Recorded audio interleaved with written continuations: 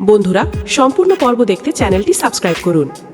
কয়েক মুহূর্ত আগেও যারা রেহানকে দোষারোপ করছিল তারা এখন একে অপরের মুখের দিকে তাকাতে শুরু করে। মধুর মুখের রং ফ্যাকাশে হয়ে যায়, তার হাত কাঁপতে থাকে, কিন্তু তবুও সে নিজেকে সামলে নিয়ে বলে, এই ভিডিও দিয়ে কিছুই প্রমাণ হয় না, আমাকে ফাঁসানোর জন্য এসব সাজানো হয়েছে। রূপাই এবার শান্ত গলায় বলে, ভিডিও তো শুধু শুরু মধু, আসল খেলা এখনো বাকি। এই বলে সে আরেকটি পেনড্রাইভ বের করে। সবাই অবাক হয়ে তাকিয়ে থাকে। জেঠু রেগে গিয়ে বলে, আর কি আছে এতে? রূপাই উত্তর দেয়, আজ শুধু নার্সবাবুর নির্দোষিতাই নয়, বহু বছরের সব ষড়যন্ত্রের মুখোশ খুলবে। পেনড্রাইভ চালু হতেই হাসপাতালের সিসিটিভি ফুটেজ দেখা যায়। ফুটেজে স্পষ্ট দেখা যায় ঘটনার দিন এক ছোট চুলওয়ালা মহিলা মুখে মাস্ক পরে দীপ্তির কেবিনে ঢুকছে। কয়েক সেকেন্ড পরে সে একটি ইনজেকশন বের করে রোগীকে কিছু দিচ্ছে, তারপর দ্রুত বেরিয়ে যাচ্ছে। যদিও মুখ পুরোপুরি দেখা যায় না, কিন্তু তার হাতে থাকা ব্রেসলেট দেখে প্রিয়া চমকে ওঠে। সে বলে, এই ব্রেসলেটটা তো আমি মধুর হাতে বহুবার দেখেছি। কথাটা শুনতেই ঘরে ফিসফাস শুরু হয়ে যায়। মধু তাড়াতাড়ি নিজের হাত লুকানোর চেষ্টা করে, কিন্তু তখনই সৌম্য বলে ওঠে, সত্যি, আমি নিজেও দেখেছি। জেঠু অবাক হয়ে মধুর দিকে তাকিয়ে থাকে। ঠিক তখনই দরজায় কলিং বেল বেজে ওঠে। বাইরে দাঁড়িয়েছিল হাসপাতালের সেই নার্স, যাকে টাকা দিয়ে চুপ করিয়ে রাখা হয়েছিল। রূপাই আগেই তাকে ডেকে রেখেছিল। নার্স কাঁদতে কাঁদতে বলে, আমি আর মিথ্যে বলতে পারছি না, মধু ম্যাডাম আমাকে টাকা দিয়েছিলেন, উনি সিসিটিভি বন্ধ করিয়েছিলেন, উনি ছদ্মবেশ পরে হাসপাতালে ঢুকেছিলেন। এই স্বীকারোক্তি শুনে ঘরে যেন বিস্ফোরণ ঘটে। রেহানের মা কান্নায় ভেঙে পড়েন। জেঠু চেয়ারে বসে মাথায় হাত দিয়ে বলেন, তাহলে আমরা নির্দোষ ছেলেটাকে এতদিন অপমান করেছি? রেহান তখনও চুপ করে দাঁড়িয়েছিল। সে শুধু মধুর দিকে তাকিয়ে বলে, তুই এত নিচে নামতে পারলি মধু?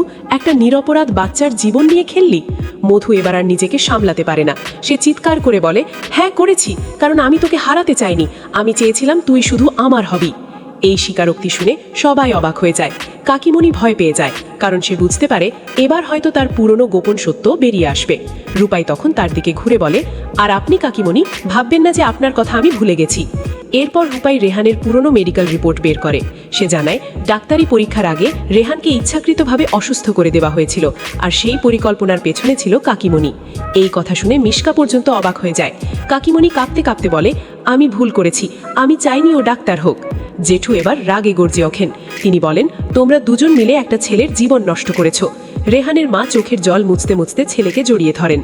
সৌম্য তখন সবার সামনে দাঁড়িয়ে বলে, আজ থেকে কেউ আর রেহানকে নার্স বলে অপমান করবে না, ওর ডাক্তার হবার সমস্ত যোগ্যতা আছে। প্রিয়াও সম্মতি জানায়। পরিস্থিতি পুরো বদলে যায়। যে বাড়িতে কিছুক্ষণ আগেও রেহানকে বের করে দেওয়ার কথা হচ্ছিল, সেই বাড়িতেই এখন সবাই তার কাছে ক্ষমা চাইতে শুরু করে। জেঠু কাঁদতে কাঁদতে বলেন, বাবা, আমাকে ক্ষমা করে দে, আমি তোকে চিনতে পারিনি। রেহান ধীরে ধীরে এগিয়ে এসে জেঠুর হাত ধরে। সে বলে, আমি শুধু চাই সত্যিটা সবাই জানুক, আর কোনো নির্দোষ মানুষ যেন এমন অপমানের শিকার না হয়। অন্যদিকে মধু সম্পূর্ণ ভেঙে পড়ে। পুলিশ এসে তাকে জিজ্ঞাসাবাদের জন্য নিয়ে যাওয়ার প্রস্তুতি নেয়। যাওয়ার আগে সে শেষবারের মতো রেহানের দিকে তাকায়, কিন্তু এবার রেহানের চোখে আর কোনো রাগ নেই, আছে শুধু হতাশা। পর্বের একেবারে শেষ দৃশ্যে দেখা যায় রূপাই ছাদের উপর দাঁড়িয়ে আকাশের দিকে তাকিয়ে আছে। রেহান তার পাশে এসে দাঁড়ায়।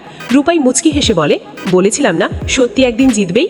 রেহানও হাসে, কিন্তু ঠিক তখনই প্রিয়ার ফোনে একটি অজানা নম্বর থেকে নতুন ভিডিও আসে। ভিডিওটি চালু হতেই সবাই অবাক হয়ে যায়। সেখানে দেখা যায় হাসপাতালের ঘটনার পেছনে আরও একজন রহস্যময়ী ব্যক্তি ছিল, যার মুখ এখনো দেখা যায়নি। ভিডিও শেষ হতেই স্ক্রিনে একটি বার্তা ভেসে ওঠে, আসল খেলা এখনো শুরুই হয়নি।